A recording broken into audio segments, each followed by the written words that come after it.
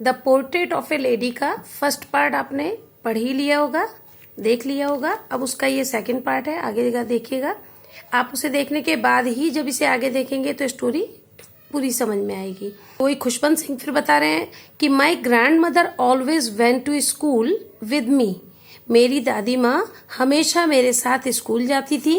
Because the school was attached to the temple, क्योंकि वो school उनके टेम्पल से ही अटैच्ड यानी मंदिर के पास ही वो बिल्कुल स्कूल था। The priest taught us, priest यानी पुजारी हमें पढ़ाते थे द अल्फाबेट यानी वर्णमाला एंड द मॉर्निंग प्रेयर, और सुबह की प्रार्थना यानी वो हमें वर्णमाला और सुबह की प्रार्थना पढ़ाते थे यानी सिखाते थे। while the children sat in rows on either side of the veranda singing the alphabet or the prayer in chorus, या while the children यानी जब तक चिल्ड्रन सेट इन रोज पंक्तियों में बैठ जाते थे। ऑन इधर, इधर हमेशा दो के लिए प्रयोग होता है। ऑन इधर साइड ऑफ द वेरेंडा, वो वेरेंडा यानी खुली हुई जगह के दोनों तरफ पंक्तियां बना के बैठ जाते थे। सिंगिंग द अल्फाबेट, वर्णमाला को गाते थे यानी बोलते थे। और द प्रेयर, और वहां की प्रार्थना को भी इन कोरस यानी समूह गान में वो वर्णमाला और उस प्रार्थना को गाते थे। My grand mother said in side reading the scriptures, मेरी दादी माँ सेट इन साइड अंदर बैठ जाती थी, रीडिंग पढ़ती थी। द स्क्रिप्चर्स यानी होली बुक्स, धार्मिक धर्म पर आधारित किताबों को पढ़ा करती थी। When we had both finished, जब हम दोनों ही फिनिश यानी अपना अपना काम समाप्त कर लेते थे। We would walk back together, we would walk, would वही जो पास्ट टेंस में हैबिचुअल रोज होने वाले काम होते हैं उनके लिए। तो वी यानी वो राइटर कहता है कि मैं और मेरी दादी माँ वुड वॉक बैक टूगेदर, एक साथ दोनों घर वापस आते थे यानी लौट कर आते थे। दिस टाइम, इस समय पर द विलेज डॉग्स, गांव के कुत्ते वुड मीट अस, हमें मिल जाया करते थे यानी डेली रोज में मिलते थे। एट द टेम्पल डोर, मंदिर के दरवाजे के पास। दे फॉलोड अस, वे हमारे पीछे पीछे आते थे। टू अवर होम, घर तक। ग्रोलिंग, ग्रोलिंग यानी घुर्राते हुए, आवाज करते हुए, गले से एक अजीब सी आवाज निकालते हुए। एंड फाइटिंग, लड़ते हुए। विद ईच अदर, एक दूसरे से। फॉर द चपातीज, उन रोटियों के लिए। वी थ्रू टू दैम, जो हम उन्हें थ्रू फेंकते थे यानी जो रोटियां हम उन कुत्तों के लिए डालते थे उसके लिए वो गुर्राते हुए, एक दूसरे से लड़ते हुए हमारे पीछे पीछे घर तक आ जाते थे। When my parents were comfortably settled in the city, जब मेरे माता पिता बहुत आराम से शहर में बस गए, रहने लगे, तो they sent for us, sent for यानी बुलाने भेजना, उन्होंने हमें बुलवा लिया। That was a turning point, यहीं से एक टर्निंग पॉइंट आया, एक अलग तरह का मोड़ आया इन आवर फ्रेंडशिप। और यानी वही लेखक खुशवंत सिंह और उनकी दादी माँ की जो दोस्ती थी, जो रोज का एक साथ उनके रहना उठना बैठना था, उसके बीच में एक अलग तरीके का मोड़ आ गया।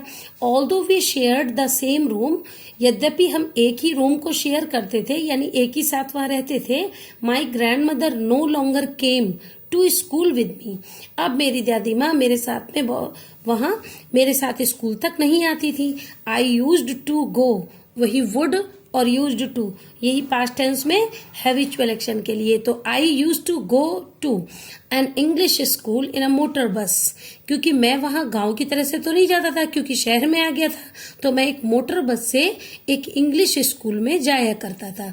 There were no dogs in the streets, वहां गलियों में कोई कुत्ते नहीं होते थे।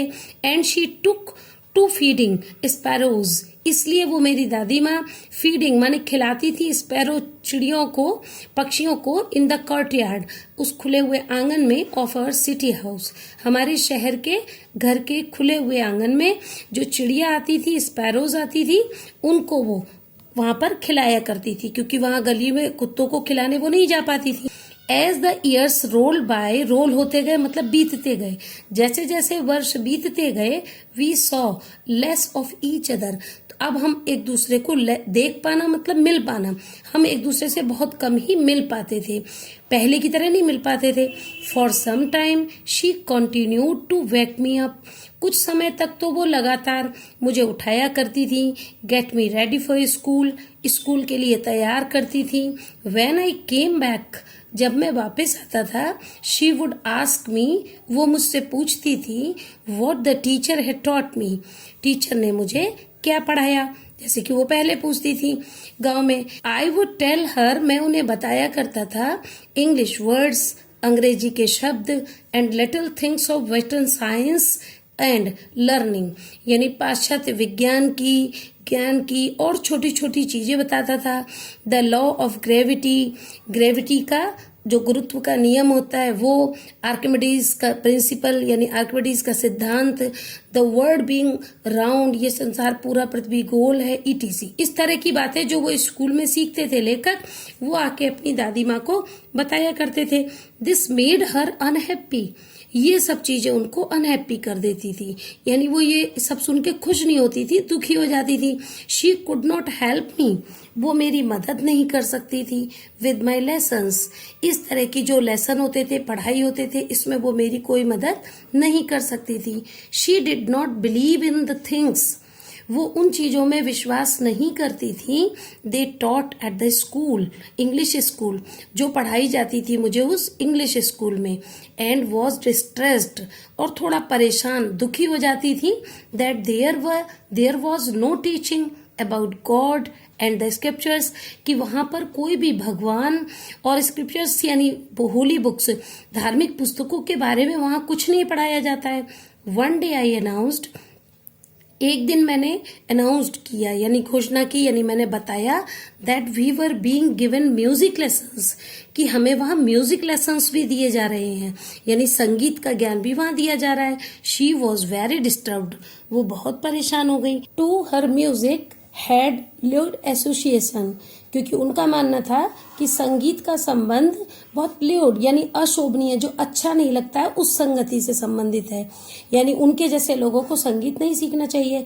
इट वॉज द मोनोपोली, इस पर केवल एक मोनोपोली यानी एक अधिकार था, ऑफ हार्लॉट्स यानी बुरे लोगों का, एंड बेगर्स भिखारियों का, and not mean for gentle folk, ये जेंटल फॉक का काम नहीं था, सज्जन यानी अच्छे लोगों के लिए ये संगीत का कोई काम नहीं था।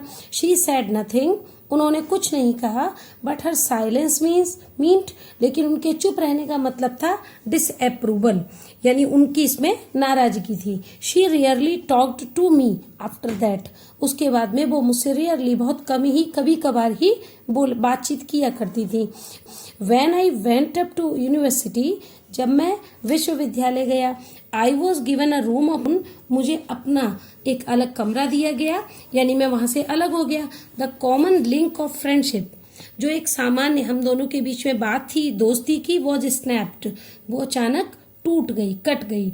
My grand mother accepted her secularism with resignation, मेरी दादी माँ ने स्वीकार कर लिया अपने उस अकेलेपन को, विद रेजिग्नेशन यानी अपने आप मन से, अपने मन से ही उस अकेलेपन को स्वीकार कर लिया। She rarely left her spinning wheel, spin घूमता हुआ व्हील, पहिया, यानी यहाँ चरखे के लिए कहा गया है, तो वो बहुत कम ही, कभी कभार ही छोड़ती थी अपने चरखे को, टू टॉक टू एनीवन, किसी से बात करने के लिए, यानी वो लगातार उस स्पिनिंग व्हील पर ही काम करती रहती थी। फ्रॉम सनराइज टू सनसेट, सूरज निकलने से सूरज छिपने तक। She said bye her wheel spinning, वो लगातार बैठ करके चरखा काटती रहती थी।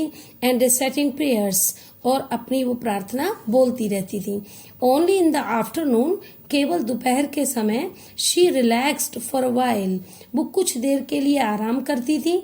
टू फीड द स्पैरोज, उस आराम करने में भी वो उन स्पैरो पक्षियों को खाना खिलाया करती थी, यानी पक्षियों को खिलाने के समय ही वो थोड़ा बहुत आराम करती थी। While she sat in the verandah breaking the bread, उस समय पर वो बरामदे में बैठ जाती थी, ब्रेकिंग तोड़ती रहती थी रोटियों को, इनटू लिटिल बिट्स, छोटे छोटे टुकड़ों में। हंड्रेड्स ऑफ लिटिल बर्ड्स, सैकड़ों छोटी छोटी चिड़िया, कलेक्टेड राउंड हर, उनके चारों तरफ इकट्ठी हो जाती थी। क्रिएटिंग ए वेजिटेबल बेडलम ऑफ चेपिंग्स, चेपिंग्स यानी ची ची ची की आवाज से, बेडलम माने शोर, तेजी से ची ची की आवाज का शोर करते हुए उनके चारों तरफ इकट्ठी हो जाती थी। Some came and perched on her legs, कुछ आती थी उनके पैरों पर बैठ जाती थी, पर्च बैठ जाना, टिक जाना। अदर्स ऑन हर शोल्डर्स, दूसरी उनके कंधों पर। Some even sat on her head, कुछ तो उनके सिर पर भी बैठ जाती थी। शी स्माइल्ड, वो मुस्कुराती थी, but never shooed them away, लेकिन उन्हें कभी शू मतलब किसी भी पक्षी को, जानवर को भगाने के लिए जो आवाज करते हैं, but never shooed them away, वो उन्हें कभी भी शू करके भगाती नहीं थी। It used to be the happiest half hour, ये उनका सबसे प्रसन्न आधा घंटा होता था of the day for her, यानी उनके लिए पूरे दिन का सबसे प्रसन्न आधा घंटा यही हुआ करता था। When I decided to go abroad, जब मैंने विदेश जाने का निश्चय किया फॉर फर्दर स्टडीज, आगे की पढ़ाई के लिए, I was sure, मुझे विश्वास था, my grand mother would be upset, कि मेरी दादी माँ थोड़ा अपसेट, दुखी हो जाएंगी ये सुनकर, यानी उनको बुरा सा लगेगा। I would be away for 5 years, क्योंकि मुझे वहां 5 साल के लिए जाना था। एंड एट हर एज, और जो उनकी उम्र थी, वन कुड नेवर टेल, कोई भी बता नहीं सकता था कि क्या हो सकता है, यानी वो इतनी बूढ़ी हो चुकी थी, तो आफ्टर 5 years क्या होगा ये कोई नहीं कह सकता था। But my grand mother could, लेकिन मेरी दादी माँ कुड, मतलब वो ये जानती थी कि ऐसा कुछ भी नहीं होगा। She was not even sentimental, वो बिल्कुल भी भावुक उस समय पर नहीं थी। She came to leave me, वो मुझे छोड़ने आई थी। एट द रेलवे स्टेशन पर, but did not talk or show any emotion, और उन्होंने किसी भी तरीके की भावनाओं को दिखाने वाली ना बात की और ना इस तरीके से अपनी भावनाओं को दिखाया। हर लिप्स मूव्ड इन प्रेयर, उनके लिप अभी भी मूव कर रहे थे, चल रहे थे, प्रेयर, यानी वो लगातार कोई प्रेयर बोल रही थी। Her mind was lost in prayer, उनका मस्तिष्क भी, उनका दिमाग भी प्रेयर में ही खोया हुआ था। वो प्रेजेंट वहां थी पर लगातार अपनी पूजा और प्रार्थना में लगी हुई थी। हर फिंगर्स वर बिजी, उनकी उंगलियां अभी भी व्यस्त थी। Telling the beads of a rosary, उनकी वो जो माला थी जिससे वो जाप करती थी, उसको लगातार आगे बढ़ाने में व्यस्त थी। साइलेंटली, बहुत शांति से, चुपचाप तरीके से, शी किस्ड माई फोरहेड, उन्होंने मेरे माथे पर किस किया।